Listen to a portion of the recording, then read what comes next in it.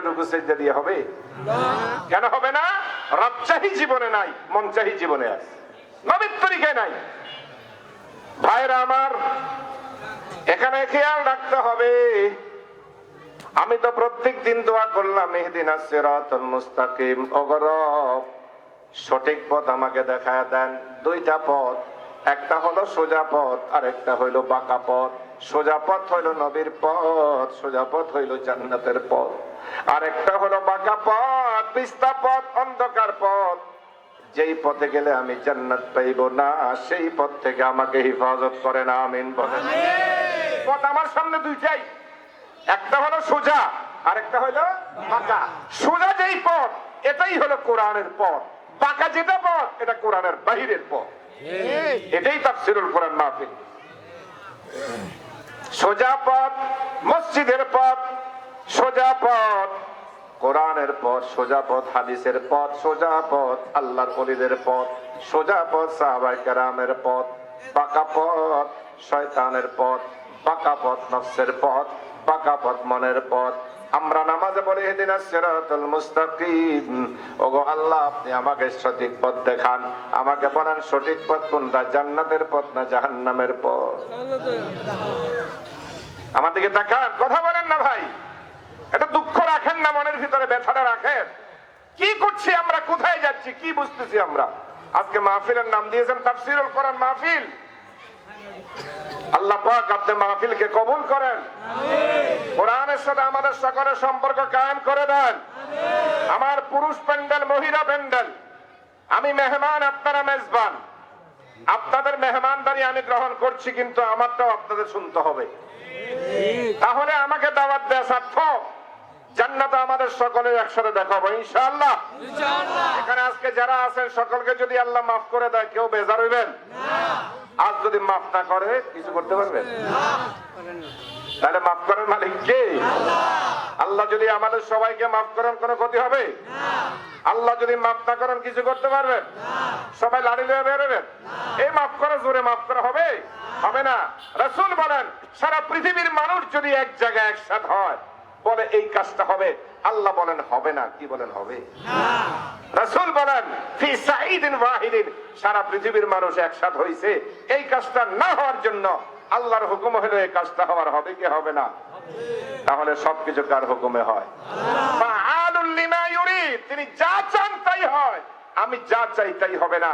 আমার বহু স্বপ্ন ঘুমাবার আগেই শেষ হয়ে যাবে যদি আল্লাহ তাআলা সেই স্বপ্ন আমার কি না করেন, পূরণ। বহু পরিকল্পনা আমার ব্রেনের মধ্যে আছে, কিন্তু আল্লাহ যদি আমাকে সে হায়াত না দেন, কিছু করার আছে? কিছু করার নাই। তো মেরে ভাইও, একটু বুঝার চেষ্টা করেন। এই দুনিয়াতে আমরা ছিলাম না, ছিলাম ভিন্ন জগতে। এখন আমরা আসছি দুনিয়ার জগৎ। আফসোস, একটু ব্যথা নিয়ে কথাগুলো বলি। আমার মা বোনদের কাছে অনুরোধ জানাবো, চাকরিজীবী, ব্যবসায়ী, ক্ষমতাওয়ালা যত আছেন সকলের কাছে অনুরোধ জানাবো, একটু নিজেকে আপনি চিন্তা করেন যে আমি তো চিন্তা করতেছি, হায় হায় দুনিয়াতে আমি যখন ছিলাম না, এখন আমি দুনিয়াতে আসছি, আর একটা সময় আসবে আমি দুনিয়াতে থাকবো না, এই তো নাকি? এই যে মুরব্বী যারা আছেন, দেখি আপনারা তো অনেক কিছু বুঝেন, এই গরু নদীর এলাকার মানুষ বহুত কিছু বুঝেন। তারেক জামিল রহমতুল্লাহ দামাত বারাকাতুহুম বলেন, আমাদের জীবন হলো মাত্র 3 দিন, আমাদের হায়াতটা হলো মাত্র 3 দিন।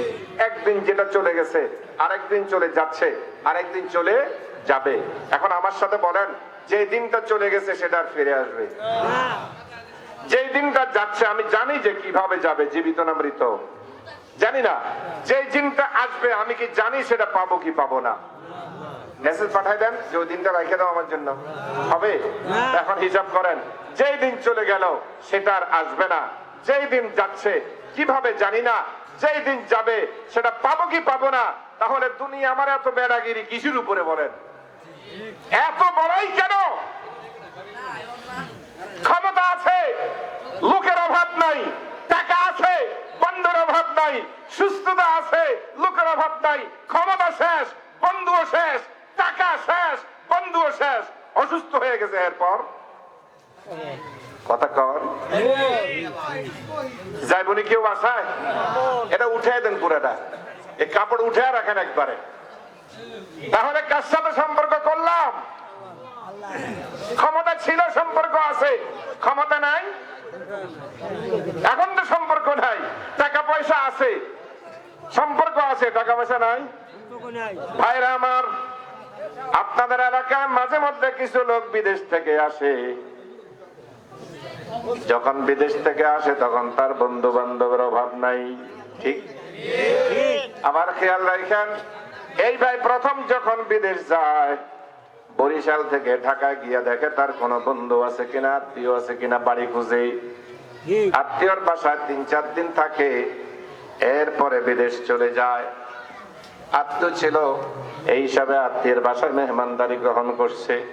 কিন্তু জবাব দেন, 5 বছর পর যখন নাকি দেশের বাড়িতে আসছে, এখন আর আত্মীয়র বাসা খোঁজে না, এয়ারপোর্ট থেকে ডাইরেক্ট গাড়ি লইয়া বাড়িতে চলে আসে। আসেনি? আগে আত্মীয়র বাড়ি খুঁজছে ঠেকার কারণে, এখন বিদেশ থেকে আসছে, ঠেকা নাই, বরং ভাবে আত্মীয় বাসায় যদি যায় কিছু হাদিয়া গিফট দিতে হবে। তো কিসের আহসান বলেন না? যাওয়ার সময় আপনারা তো জরুরত ছিল, আসার পরে এখন আর কোনো জরুরত নাই। এই বিদেশের বাড়ি 6 মাস যখন নাকি বাংলাদেশে থাকে, চা দোকানে গেলে একা একা চা খায় না, 10 জন লইয়া চা খায়। সবাই তার পিছে পিছে ঘুরে, বিদেশ থেকে আসছে। 6 মাস যাওয়ার পর যখন বিদেশ যাওয়ার সময় হয়েছে, এখন টাকা পয়সা যা আনছে সবকিছু শেষ হয়ে গেছে।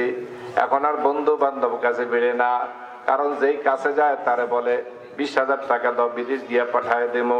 এই ডরে যে বন্ধুগুলো এতদিন ঘুরঘুর করে চা খাইছে, এখন একটাও কাছে আসে না, জানে তার টাকা পয়সা শেষ, কাছে গেলে টাকা চাইবো।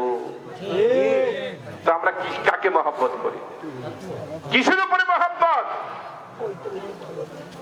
আল্লাহ আমাদেরকে মাফ করে দেন, জোরে কোন আমিন। আমার মা বোন যারা মা ওখানে আছেন তাদেরকে মাফ করে দেন, এখানে যারা আছে সবাইকে মাফ করে দেন। যদি আল্লাহ মাফ না করতেন এখানে কেন আনছেন? বুঝার চেষ্টা করেন। আজকে এই এলাকায় লোকের অভাব নাই, কিন্তু এখানে আমরা সামান্য কিছু জন আছি, নিশ্চয়ই আল্লাহ আমাদেরকে পছন্দ করেন, এই জন্য আনছেন। আর আল্লাহ পছন্দ করা মানে হইল আল্লাহ আমাদেরকে মাফ করে দেবেন। আল্লাহু আকবার বলেন। মসজিদে আসছে, নিশ্চয় আল্লাহ মাফ করবে। এলাকার কাজ করতেছে, নিশ্চয় আল্লাহ মাফ করবেন। আরাফার ময়দানে গেছেন, নিশ্চয় আল্লাহ মাফ করবেন। ভালো কাজ করতেছেন, নিশ্চয় আল্লাহ মাফ করবেন। না হয় আল্লাহ ভালো কাজ করার তৌফিক দিলেন কেন? সুতরাং আগেই বলেছিলাম আজকের মাহফিল আমাদের নাজাতের উসিলা হবে। আল্লাহ কবুল করেন, জোরে বলেন আমিন। মাফ পাইতে হবে ইনশাআল্লাহ। হায়াত কয়দিন জানি না, আগামী মাহফিল পাইতে পারি, নাও পাইতে পারি। রব্বে কারীম আজকের মাহফিল দ্বারা আপনি আমাদের সবাইকে মাফ করে দেন, জোরে কোন। আজ ইমদাদুল্লাহ মুহাজির মক্কি রাহমাতুল্লাহ আলাইহি বাইতুল্লাহ গেলেন।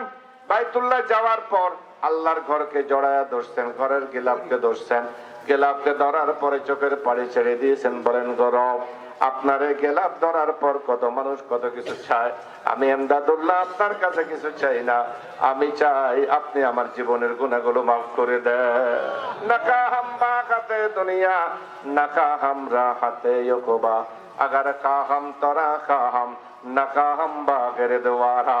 ওগো আল্লাহ, ওগো আমার রব, দুনিয়ার সবকিছু দিলেন, বাড়ি দিলেন, গাড়ি দিলেন, নারী দিলেন, সন্তান দিলেন, পদ দিলেন, টাকা পয়সা দিলেন, ক্ষমতা দিলেন, সবকিছু দিলেন, কিন্তু আপনি যদি আমার প্রতি রাজি না হন, আমার এই কিছু পাওয়ার দ্বারা কোনো লাভ নাই। শামসুল হক ফরিদপুরি রহমতুল্লাহ আলাইহি বলেন, তুমি দুনিয়ার সবকিছু পাইছো কিন্তু আল্লাহকে পাও নাই, তুমি কিচ্ছুই পাও নাই। আর দুনিয়ার কিছু পাও নাই, তুমি আল্লাহকে পাইছো তো সবকিছু পাইছো।